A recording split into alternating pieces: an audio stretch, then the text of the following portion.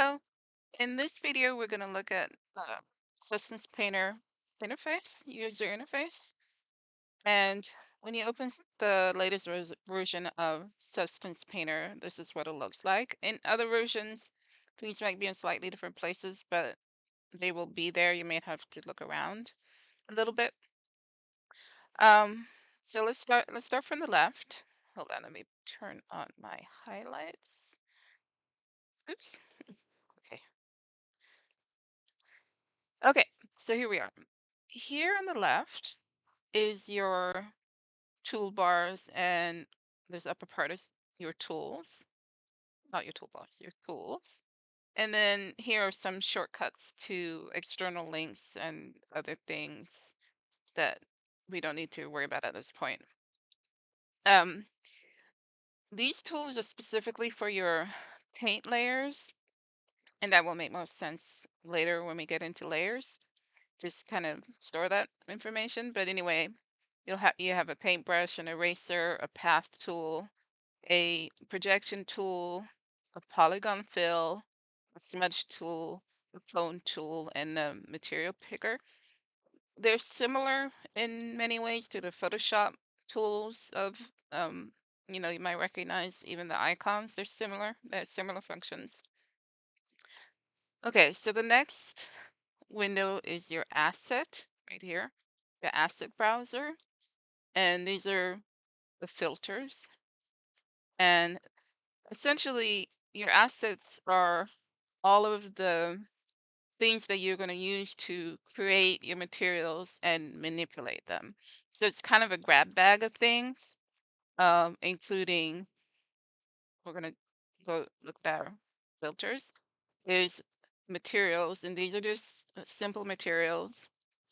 Then there's your smart materials that not only include the material, but also include additional things that change the material.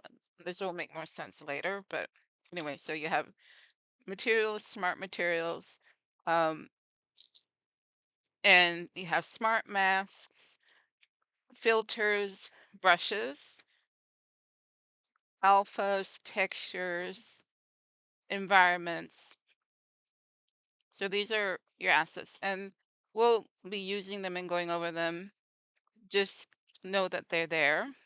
The other thing to note is that if you drag and minimize or narrow your asset, those icons turn into this little filter here, and they're all here.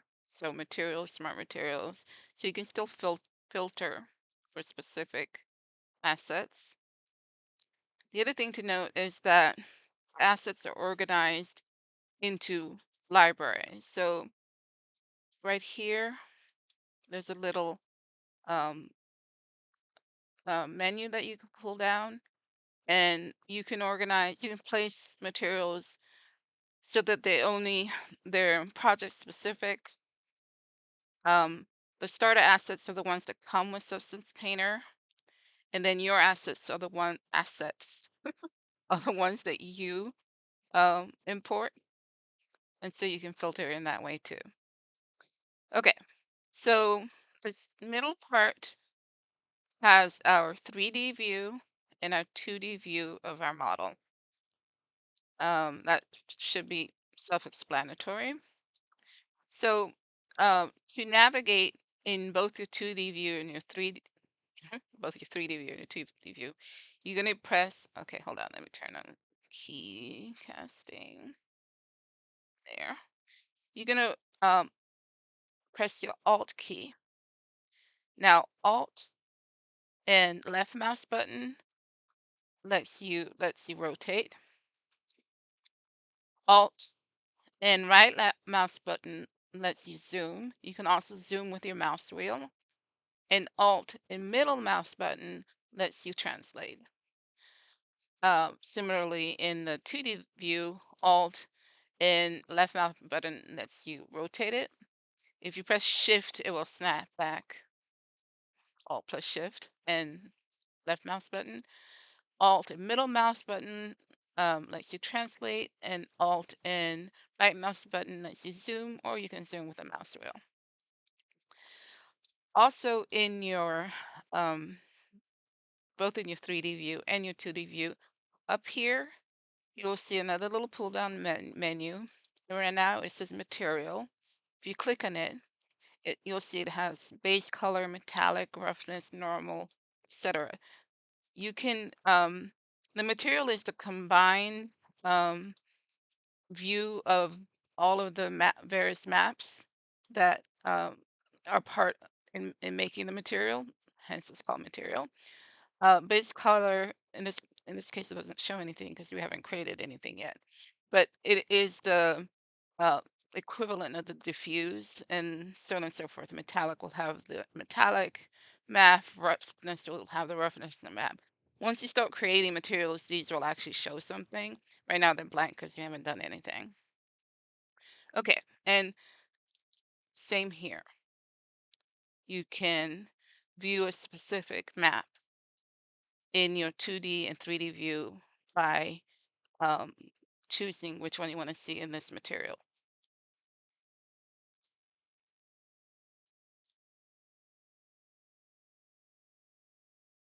Okay, so let's look over here. Over here is is where a number of different windows are docked, and they each do a particular thing that we'll go over time. Um, it's, let's look at. We'll go over all of them eventually.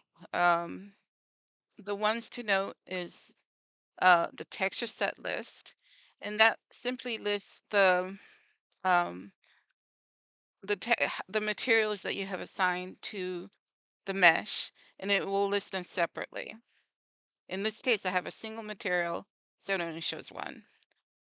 Layers is where you're going to um, add your materials, layer your materials, and there's a number of there's a lot of stuff in here. Uh, I'll just point out a couple things. Uh, there are different types of layers. The paintbrush represents a paint layer, and to add it, you just click, and you see it added one there.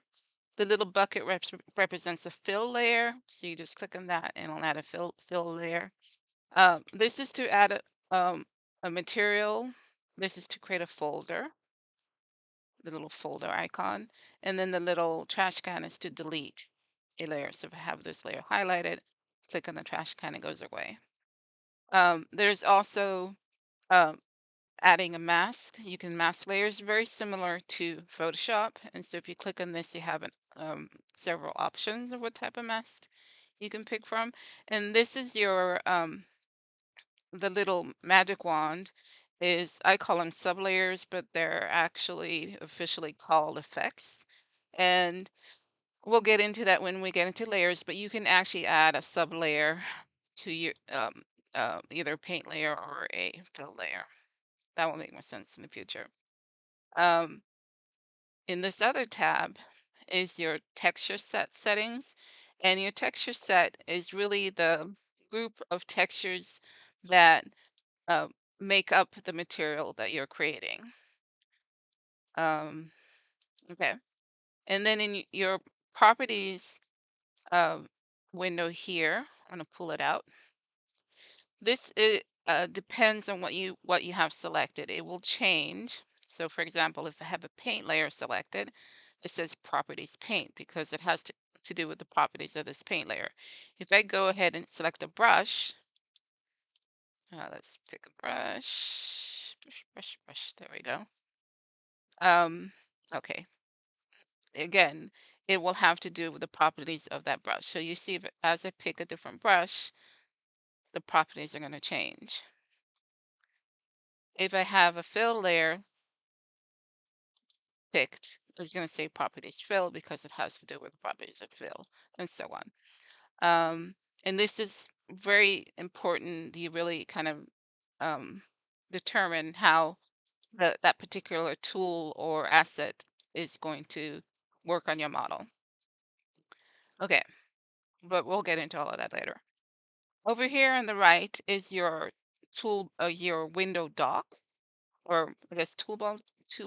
Officially, it's called a dock toolbar, and it's where if I were to close my texture set list, it's where all these windows go to dock. So I can actually close any one of these, and they will appear here.